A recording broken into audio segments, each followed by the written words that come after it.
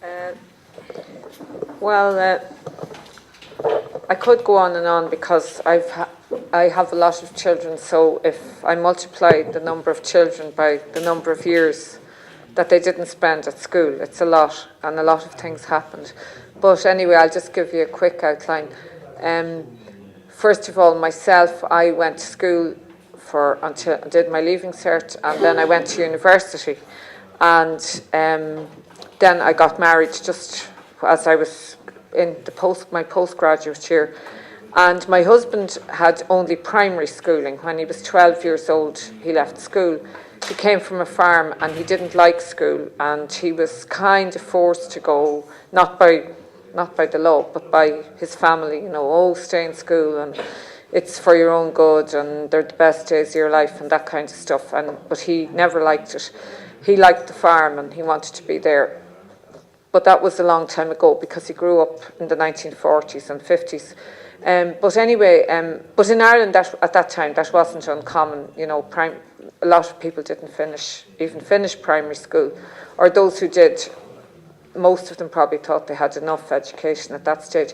So when our first daughter was born, or when she was born, and then the following year I had another daughter, and in 5 years I had 5 children. So by the time Siobhan, my eldest girl, was 5, and would have been due to start school, I was thinking about the whole thing. I was thinking anyway about, would I send them to school? I kind of knew it was an option not to, partly because my father, who was born in 1920, told me that his mother kept him at home from school for several years and taught him herself. So I think that was kind of always in the back of my mind, that was something you could do. When I tried to enter Siobhan in school, I was asked I went into the local school where I went to school and said I wanted to put her name down. She was actually only 4 at the time. And then I was thinking about this whole thing of, how was I going to get all these little tiny children up in the morning and wash them and brush their hair and change their nappies and give them their breakfast and put them all in the car to bring Siobhan to school for 2.5 hours, which was all they were going to school for in the beginning. And would it be worth it? And I thought, well, maybe if the first 2 children started school together, they were both reading at this stage. I had taught the first 2 to read, and they were reading quite fluently, and they were writing also. So I asked the head nun in the school, would she consider putting Siobhan into senior infants and Diana into junior infants? And she looked at me and she said, it doesn't matter what a child knows. If they have never been to school before, they must start in junior infants. And it was really her attitude that I sort of thought, no, this is not for me. This is not what I want for my children. And also that year, although it is, known to be a good school, there were 4 classes of 40 children starting school. And I thought, what hope does one little 4 or 5-year-old have in such a large number? How much time will they actually get with the teacher? So I decided not to send her, was the wind-up. But, it wasn't, I decided never not to send her. It was, okay, I wasn't going to send her that year. I'd see how she did. And so, then I began to really just facilitate their learning. At first I used to do lessons with them a little bit after breakfast, and then I found the children I would have a program, a bit like a teacher, and I'd have aims, and I want to finish this bit now. And the children would say, it's a lovely day, Mammy, can we go out and play? And I'd be saying, hold on a minute now till we get to the end of the page or the end of the chapter. And then I kind of thought, what am I doing this for? This is what they do at school, why don't I just send them to school if I'm going to do this? So I kind of cried off that, and I found as the children were growing up, although there was a certain amount of awkward questions asked by family and friends, including one of my friends who said to me, well, they may as well get used to doing things they don't like doing, because they'll be doing them for the rest of their life. The children, as they were growing up, say 6, 7, 8, 9 years old, I could see that they were developing competencies that were appropriate to their age and that were comparable to other children. And a lot of the things that I thought are taught in school to children, how do you grow up, they're not actually taught. They're just something that happens largely by imitation. I think children want to be like mum and dad and like older brothers and sisters, and they just learn how to do stuff that they're interested in doing, and it's just a process and it happens. But I do think that, going back to Ivan Illich, the society has to be prepared to do that work of in introducing the children to tasks and how to carry them out, and to skills, and to specialities also, like languages or whatever they are, special skills that they're interested in, if those things are not going to happen in schools. But anyway, the years were going by, and we live in the countryside on a small piece of land, so we were actually practicing small holding, we call it in English. We grew a lot of vegetables for the family, and we had chickens and goats for milk, and pigs for meat, and calves, and eventually horses. And then there were other children being born, because we ended up having 10 children. So there was a lot of work to do around the place. And my husband and I were at home. Well, he was working for the first 7 or 8 years, and then it was the 1980s. There was a recession, and he was unemployed. And so he stayed at home, and we had unemployment benefit. I never had it because I hadn't been working. I'd been a student, but he had it. So we more or less treated that as basic income, and we spent our time on our place working, producing food, taking care of our family, and facilitating the children's education. But most of the educational work I did was that. It was facilitating them. When they asked about something, when they showed an interest in something, I would bring them on trips. One of my girls was very interested in birds, for instance, so we joined a bird watching club, and we used to go on trips with them. And that meant, of course, that the other children then also knew a bit more about birds, because they would come too, and then others had other interests. So, the sum of, partly because it was such a big family group, of course, it multiplies the number of inputs to the system, so the children have access to a lot more interests. So anyway, eventually we kind of went on like that for years and years and years. We never had any trouble. The education authorities never came near us. But the law that we talked about this morning hadn't been passed. Then my oldest girl, though, was quite interested in travelling. So when she was about 10, a family had come from Massachusetts, and they were involved in the whole John Holt movement, the Growing Without Schooling thing. They invited anyone in our family to go to them. So Siobhan went to them, and she stayed about 6 or 7 weeks with them. And that was a good learning experience for her. And we actually got that magazine for a couple of years, Growing Without Schooling. And then when she was about 16, she wanted to learn German. So we found, through friends who had been homeschooling, we found a family near Bremen in Germany, and she went there for a couple of months. And while she was there, she attended a Steiner school on and off with the children in the house. And then when she came home, she said she wanted to go to school. So she was 16, and I had 9 children at that stage. And that was the first time any of them went to school. So she went into 5th year. That would be the first year of the senior cycle in Ireland in secondary school. And she did 2 years. The first year she went to school, I think she found it very difficult. She really stretched herself, because she felt that she had to show that she could do all this stuff. Whereas the other children who had been there for 10 or 11 years at that stage didn't really have anything to prove. So she was like, really, I have to do this and I have to do that. And I think the biggest adjustment she had to make was to having all her time spoken for. Like, she was up at 7 in the morning, and then it was the breakfast and the bus and school and home and homework and dinner and bed sort of thing. And although the children had lots of chores to do when in the years that they were at home, they also had lots of free time. And they also did a lot of extracurricular activities, like some did taekwondo, some did swimming, some did football, whatever they were interested in.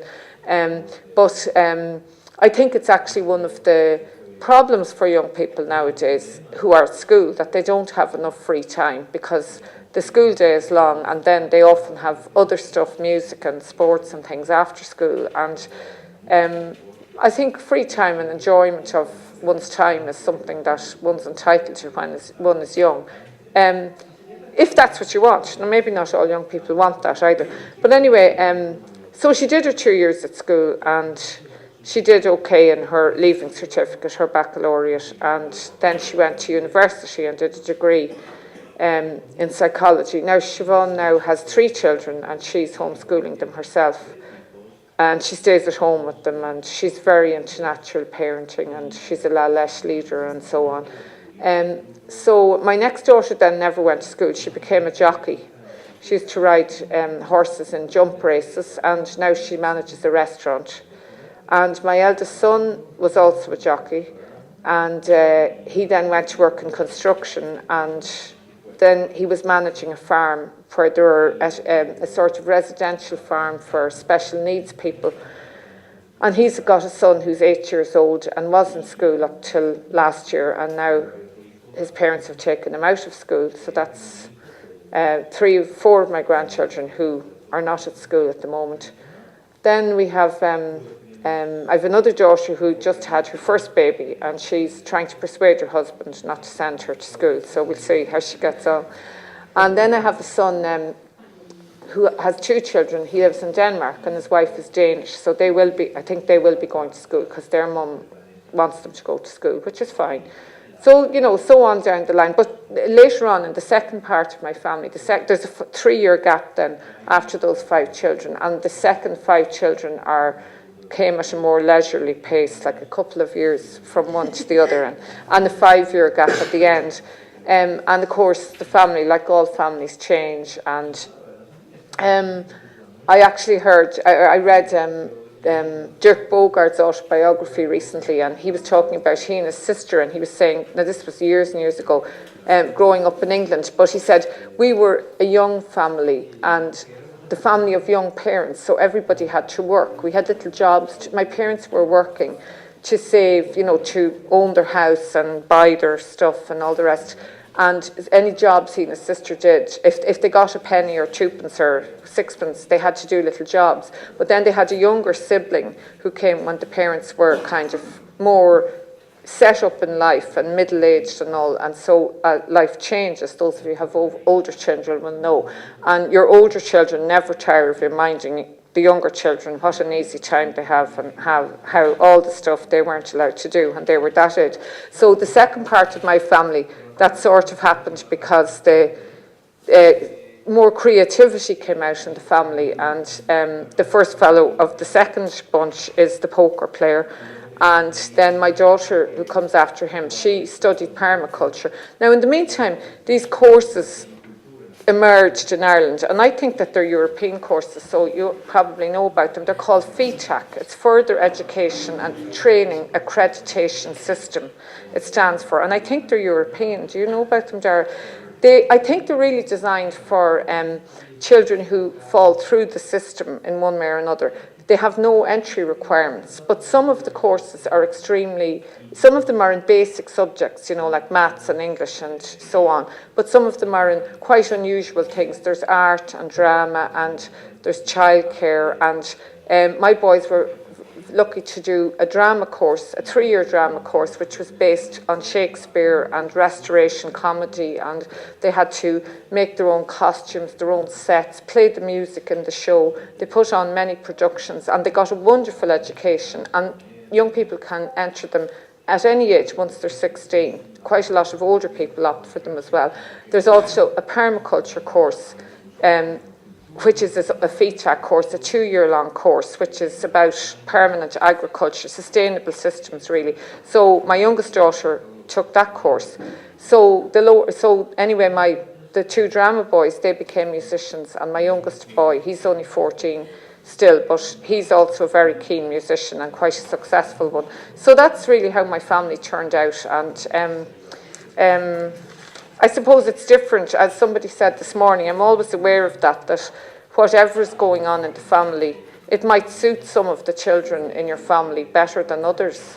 But I think that homeschool parents, at least in my experience, are extremely conscientious, and they're they tune in very, very carefully to their children, because they're so responsible, they feel this responsibility so deeply that they're making decisions that are not mainstream ones, and if things don't turn out right, it's going to be, they may get the blame for it either by themselves or their children or by society. So they do, they keep it, all parents, most parents anyway, want what's best for their children, but I think homeschooling parents are extremely like that because of all those other factors. So, and the homeschool families and people I've admired most are the people who allow their children the most to direct, who trust them and allow them to direct their own learning. And sometimes I've been guilty of not. One of my children wanted to come out of school. She was doing 2 years and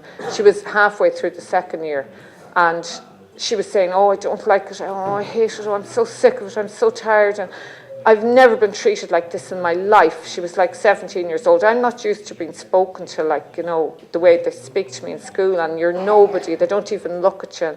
And I was like, oh, it's okay, hold on, you'll have your baccalaureate next summer, and, just put your head down and get on with it, and don't give up now, you're nearly there. And my husband said to me, you're not listening to that child, that's hurting her. And eventually she did come out of school, and it didn't really have any implications for her life. She was fine. In fact, I'm sure she learned the lesson that some things, when they're hurting you, it's best to stop doing them.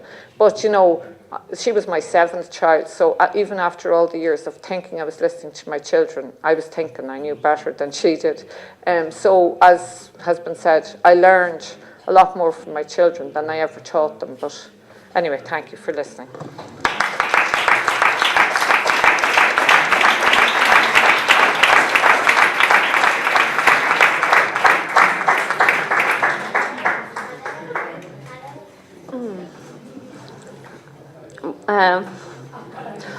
Well, I'm not really going to go into my own personal story. I'm happy to talk about that over coffee or a drink sometime, except to say that I am in a very lucky position because people like Carmel have paved the way. So whenever myself and my husband started investigating, an alternative to going to school, and we found the Home Education Network, and we went to a conference, and the people who inspired us the most with confidence that it was possible and we weren't going to mess up our children's lives were Carmel's children. And, she's told the story. I don't really need to say much more except, that, I don't know, are there, what the numbers are in Spain or the other countries. Is there a group of, sorry for the expression, but the older generation of home educators, but when you reach that stage, it's fantastic because you have the role models already in place and you can point to them and say, look, they have a whole generation of children there, a whole group of children and our grandchildren that are absolutely fine. So I'm very privileged. It's very, very easy to be me.